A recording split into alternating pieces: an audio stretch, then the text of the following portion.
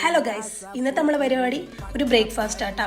അരിപ്പൊടി, വറുത്ത അരിപ്പൊടി, ഇതാണ് ഇന്നത്തെ ബ്രേക്ക്ഫാസ്റ്റ്. ഇതിനായിട്ട് ഉരുളിയിലേക്ക് 2 കഷ്ണം വെള്ളം ഇട്ട് കൊടുത്തു. അതിലേക്ക് വെള്ളം ചേർത്തിട്ട് അതൊന്ന് തിളച്ച് കുറുകി വരുമ്പം നമുക്ക് ഈ വറുത്ത അരിപ്പൊടി കൂടി അതിലേക്ക് ഇട്ട് കൊടുക്കാം. എന്നിട്ട് മൊത്തത്തിലൊന്ന് മിക്സ് ആക്കിയിട്ട് അവസാനം തേങ്ങ കൂടി ചേർത്താൽ സംഭവം ഇവിടെ റെഡി ആയിട്ടാണ്. നല്ല ടേസ്റ്റി ആൻഡ് ഹെൽത്തി ആയിട്ടുള്ള ബ്രേക്ക്ഫാസ്റ്റ് ആണ് ഇത്. വൈകുന്നേരത്തെ ഇതായിട്ടും കഴിക്കാം കേട്ടോ. ഇതിൻ്റെ കൂടെ ചായ അത് മസ്റ്റാണ് കേട്ടോ. ചായയൊക്കെ തിളച്ച് വരുന്നുണ്ട്. നമുക്ക് അരിപ്പൊടി കഴിക്കാം.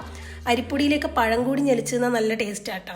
ഇങ്ങനെയുള്ള പാത്രത്തിൽ തിന്നുമ്പോഴായിരിക്കും കൂടുതൽ. കാരണം ചിലവർ ഇതിൽ ചായ, പാല് അങ്ങനെ കൊഴിച്ച് കഴിക്കും. അങ്ങനത്തെ സംഭവം എനിക്കിഷ്ടമല്ല.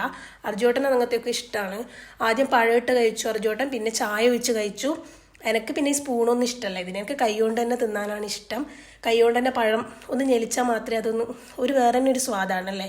ഇത് പൂച്ചക്കാട് അമ്മ വറുത്ത് പൊടിച്ച് വെച്ചിട്ടുണ്ടായ അരിപ്പൊടിയാണ്. അതുകൊണ്ട് എനിക്ക് അരി വറുത്ത് പൊടിക്കലുള്ള പണിയൊന്നും ഉണ്ടായിരുന്നില്ല. അങ്ങനെ നമ്മൾ ഒന്നിച്ചിരുന്ന് കഴിച്ചു.